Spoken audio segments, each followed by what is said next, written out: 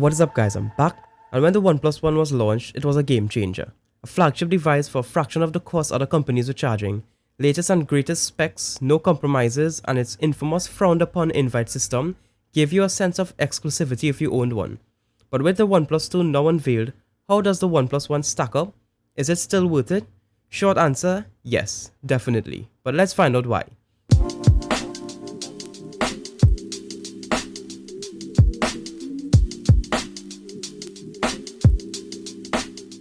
So firstly, let's deal with what the OnePlus 2 has over the OnePlus One. To start off, it has the Snapdragon 810 CPU, while the OnePlus One has the Snapdragon 801, as well as 4GB of RAM, whereas the One has 3GB. There's also the addition of a fingerprint sensor that doubles as a capacitive home button and dual SIM functionality, although I would have loved if one of those SIM slots doubled as a microSD card slot when using one SIM.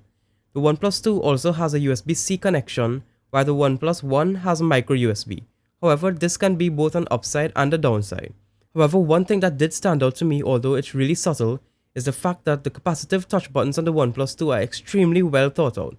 Sure, they could have said we'll put our capacitive touch buttons how we like, and if they want it another way, they can simply use the software buttons.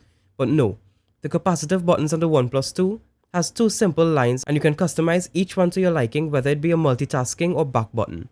Now while this is subtle as I said, the fact that the company actually considered the consumers in this deep of a way is definitely something positive in my book. Both devices have 5.5-inch 1080p displays, run close to stock Android, and both have non-removable batteries. So with these specs in mind, the OnePlus One is definitely no slouch and still rivals other flagship devices to this date. But what does it have that makes it worth it still? Well, comparing it to other flagships out there regardless of their prices, and not versus the OnePlus 2 directly, since it's running almost pure Android, the user experience is extremely solid. It will run circles around the likes of TouchWiz on Samsung devices, LG devices, and even Sony devices, and this is all from personal experiences. You'll also find just as much custom ROMs for it as you would for a Nexus device, which is something that cannot be said for other devices from Samsung, LG, and Sony as well. For example, I'm still waiting on something as simple as unlocking the bootloader on my LG G4, whereas with the OnePlus One, you don't even have to worry about these sort of things. The build quality is superb and definitely feels better than some of the current $500 or $600 devices.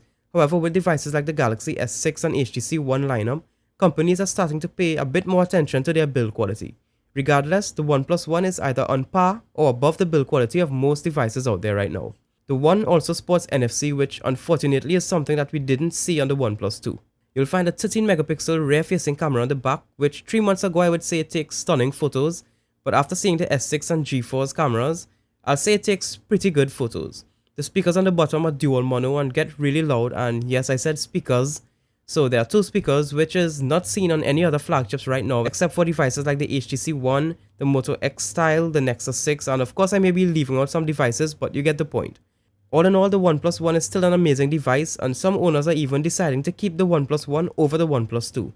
So would I recommend it over certain other flagships? Yes. Will I recommend it over the OnePlus 2? In some scenarios, yes. But with the OnePlus 2 being available soon, is the OnePlus One still worth it? 100% yes. So if you enjoyed this video, feel free to give it a thumbs up, and feel free to hit that subscribe button as well if you want to see more videos like this. So that's been it, thanks for watching, and I'll see you in the next one.